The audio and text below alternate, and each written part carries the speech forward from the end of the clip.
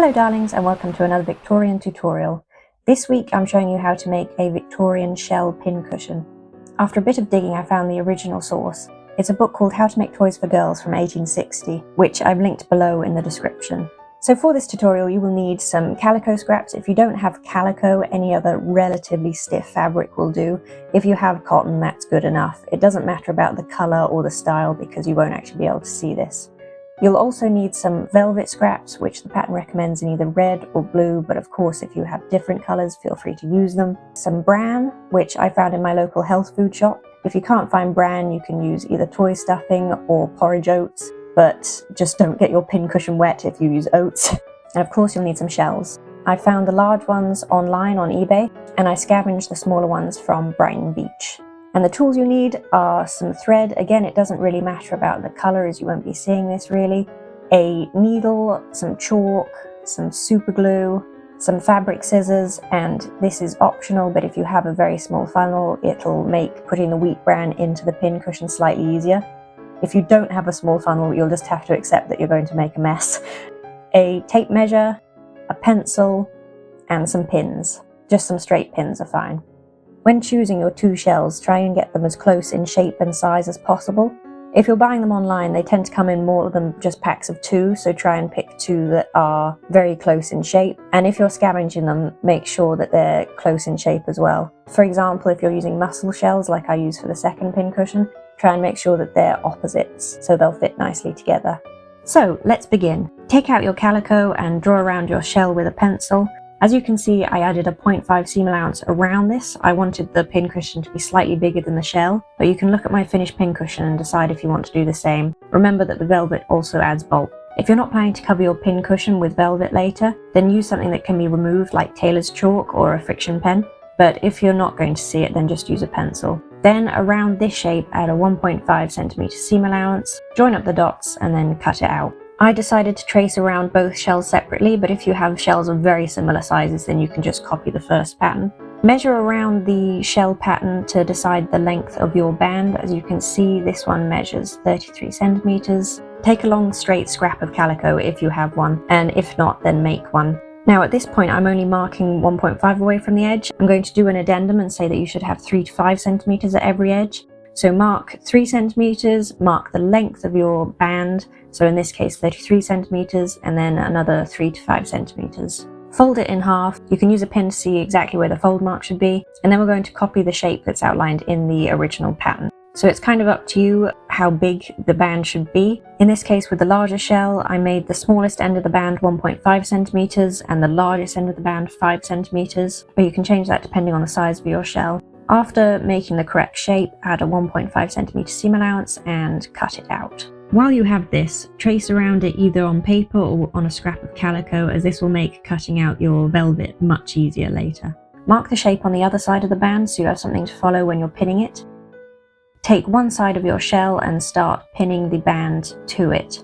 Use a lot of pins as this will make it easier when going around the curves on your machine. You can kind of see here that I do need longer ends and I go back and recut the band. This is quite fiddly on the machine, so go slow and kind of go in pulses to go around the curves to try and not catch any bits of fabric. If you do find that you catch a bit of fabric, you can unpick that little section, pull it taut and then remachine it so you don't have to undo the whole thing. As you can see here, I made a small cross on this side of the fabric. That was to distinguish which side was for which shell. The side with the cross is for the more orange shell, and I made a note of that in my notebook. So repeat it on the other side. As you can see, I've left a small hole for turning inside out and for stuffing the pincushion. Cut down the seam allowance and then turn it inside out.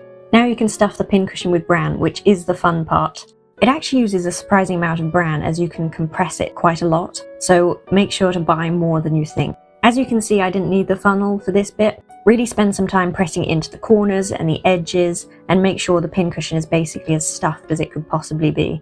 Then what you're going to do is you're going to cut down any excess ends of the band that you have on your pincushion. Turn one side under to conceal the raw edges and pin it to the other, and then sew it. This can be quite rough as you're not going to see it in the end, but make sure that there aren't any holes for the bran to escape through.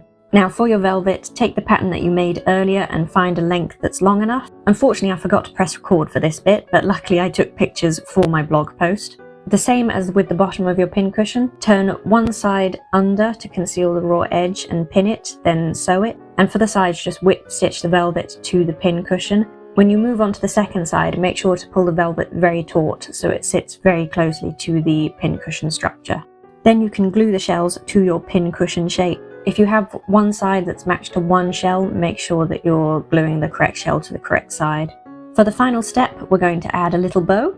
So I made a bow out of 2 different types of ribbon to add some texture.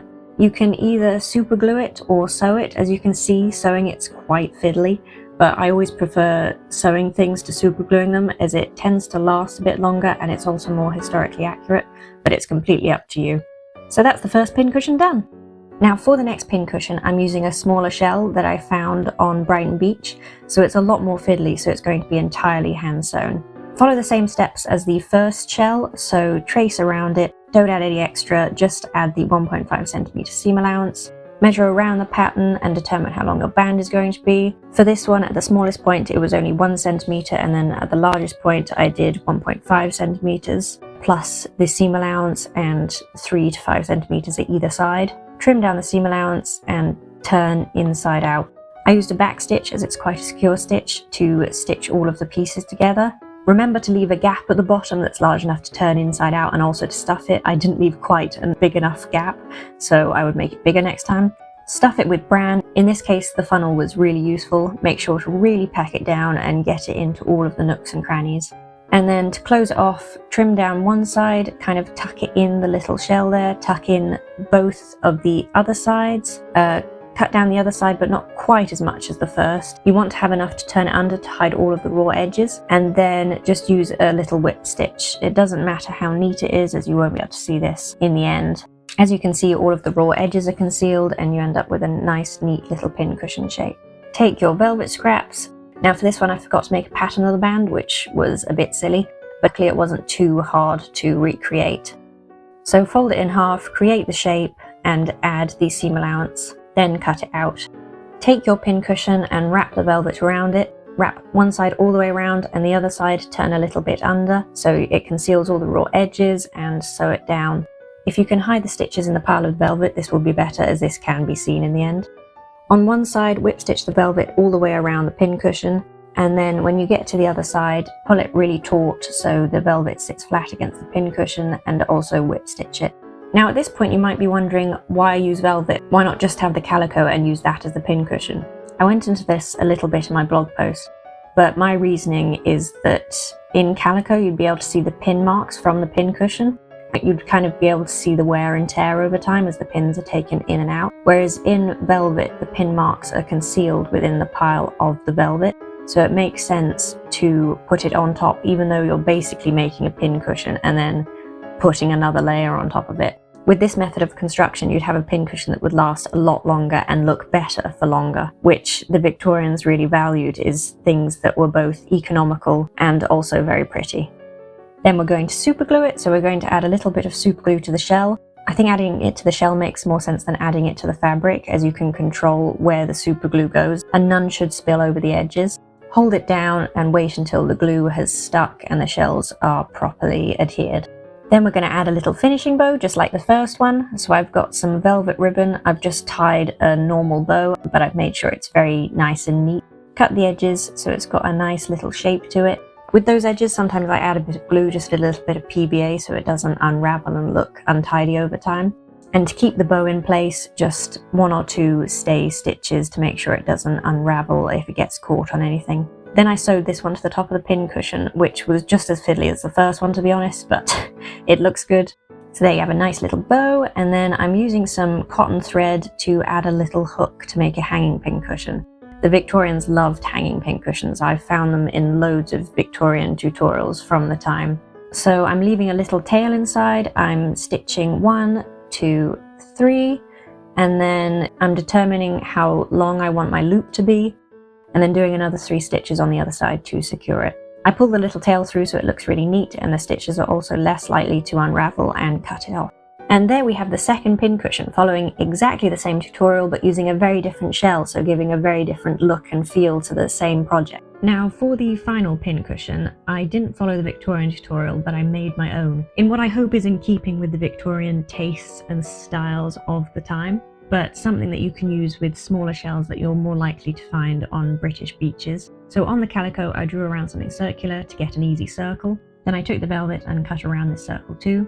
I put the velvet on top of the calico and then took a threaded needle and did a simple running stitch, running through both pieces so they both start acting as one. I pulled this circle just a little bit taut, so there was a little opening still, and I took some bran and stuffed it inside. Doing this by hand was easier than with a funnel or pouring it in. And then I pulled the running stitches completely taut and did a couple of stay stitches through it so the bran wouldn't escape over time. So that's our final little pincushion.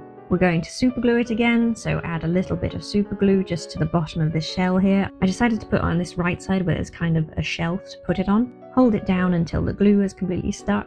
And there we have our third cute little pincushion design. So you can add pins to the pincushion side. And then with this style of shell, you can also use it as a little needle tidy, which I think the Victorians would love, because they love things with multiple purposes as well. So that's how to make 3 different pincushions, following essentially the same Victorian pattern. To finish off, I added some pins, just in some pretty designs, to both the very large one and to the slightly smaller one. With the large one, I did kind of a floral design, and with the smaller one, I did some zigzag. Let me know if you follow this pattern yourself. I'd love to see the results from it. And if you want to see any of the steps in more depth or want to follow at your own pace, I've also written a blog post, which you can also find in the link in the description. Until next time.